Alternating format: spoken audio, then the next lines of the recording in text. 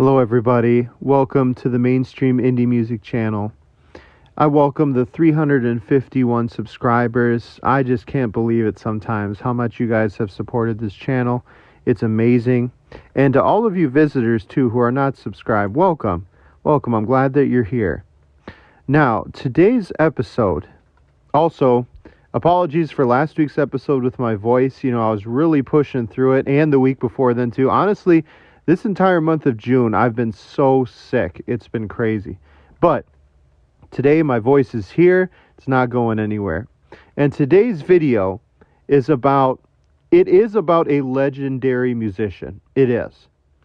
It's somebody that I've wanted to cover on this channel for a long time because his career path, to me, is just so interesting. And coming from the grunge period of the 90s, the rock period of the 90s and early 2000s, I kind of think of the bands like Nirvana, Pearl Jam, talking about Soundgarden and the like, back to bands like Incubus, the Foo Fighters, like that alternative rock is very, very interesting because when you hear the words alternative rock, when you hear the words indie, maybe you think of Radiohead. You can think of a lot of different bands. You could think of those rock bands. You could think of the obscure bands, kind of like the Gorillaz around that time. And to me, Chris Cornell is just so fascinating because I just don't know, other than people who listen to that type of music, I just feel like people don't talk about his work enough. They don't realize how great of a musician, how great of a singer he was, because he had that vocal belting technique. He had almost a 4-octave vocal range, because he could sing so low, it was almost like a mumble sometimes, especially the grunge type of music that he would perform in. But then he would, especially usually by the time he would hit the chorus of a song, he would just be belting out music. So this is the story of Chris Cornell. We're going to talk about all the amazing things that he did in his career. And honestly, I'm not going to focus so much on the end of his life. Of course, I will say a little bit about what happened at the end, but this is really going to be a celebration of what he did and everything that, he accomplished in the music industry. So, of course, he starts with Soundgarden. Right now, Soundgarden, this is back in the 1980s. 1984 was when they were formed, and they really didn't get going until the late 80s and early 90s. And again, you got to think of, this is the time of like Nirvana, Pearl Jam, Alice in Chains, all of them of which are from Seattle. So it's all coming from one place, and I think that's crazy too, just all of them coming from one city. And really, even though they were formed in the mid to late 80s, it wasn't until 1994 that his band, Soundgarden, made Super Unknown, which is their breakthrough album, including their two biggest hits, Spoonman and Black Hole Sun. They got rave reviews for it. I feel like that's especially when people realized how special, Soundgarden is, Chris Cornell is. And what's interesting, though, and why Chris really fits, even though I don't think people include him in the indie music scene, but to me, Chris really had that focus that like Damon Albarn had, where it's like it's very similar. Both of them had bands that had a very distinctive sound, right? You knew what you were getting when you listened to them. But they really wanted to, and Alex Turner, I guess, they really wanted to shift focus away from that sound. And unlike the other two, that actually led to almost the complete disbanding of Soundgarden. Chris Cornell was just really tired of the heavy guitar riffs, big guitar solos. He was really looking into trying out different music, and of course Soundgarden did come back, but we're going to talk about that period of time later, because while all this was going on, right after Soundgarden got their major breakthrough in the late 90s, and I think this is what led to him kind of breaking up Soundgarden, because he himself was exploring other ideas. He did a solo album. He did a lot of collaborations.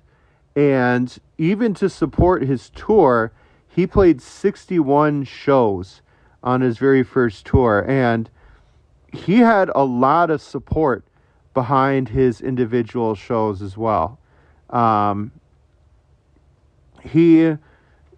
He really just went for his own solo career, and what's kind of funny is around that time, now we're in the early 90s, early 2000s. He recorded for the film Titan AE, even though that song was not used, which I think is a shame.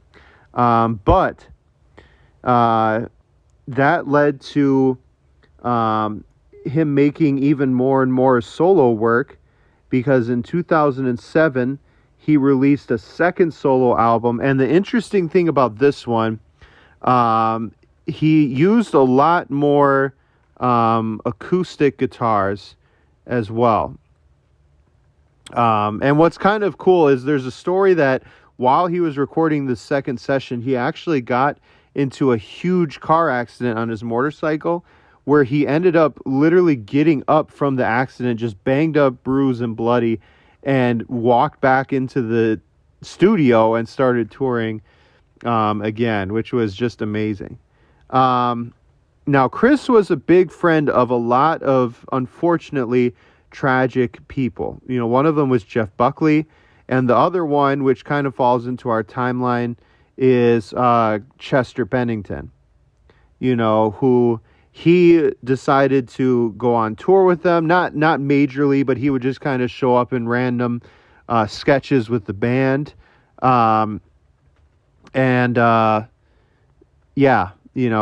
all know, unfortunately, where that story ends as well. He collaborated with Timbaland on Scream, which was released in 2009.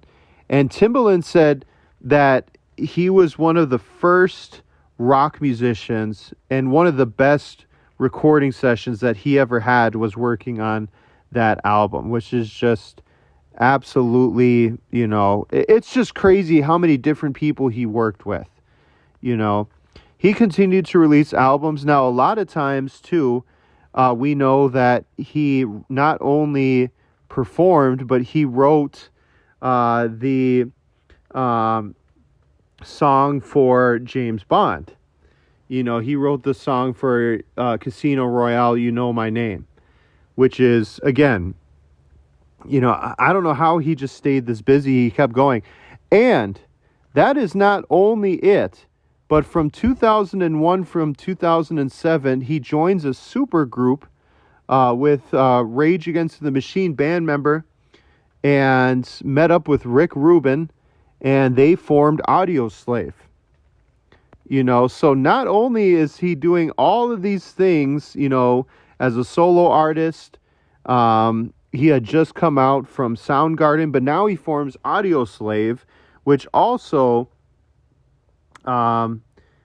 did absolutely amazing, in sales. So again, he is just really keeping the grunge and rock period of the late 90s and early 2000s alive. You have to remember, too, of that time period, that was really when music was starting to change with the internet. And it just kind of seemed like he didn't care. He just really wanted to keep making music. He didn't care where or who with. For example, he performed with a band called Temple of the Dog, which was with him and members of Pearl Jam. He did a lot of collaborations with people as well. In fact, so many of them I can't even, begin talking about all of them that he worked along with. Honestly, he did so much. He did a lot of soundtrack for movies. So many of them he did the soundtrack to, or he would perform the songs with. On top of the ones that I mentioned, like with for the James Bond film, he did a song for 12 Years a Slave. He did a song for television shows. He covered a couple Beatles songs as well. And yeah, he is absolutely incredible. His vocal range was 4 octaves from C2 to A5, and he could even sing extremely high in the tenor range as well. Now, kind of ending the wrap up of what he did end up taking his own life right after a concert, not long after a concert. He ended up taking his own life. He had struggled with especially mental health for pretty much his entire life. So honestly, listen to his music.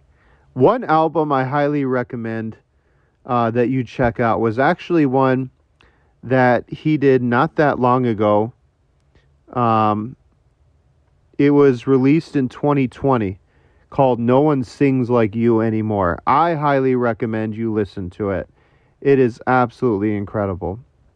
And that's it. That is not only the career, but the life of Chris Cornell.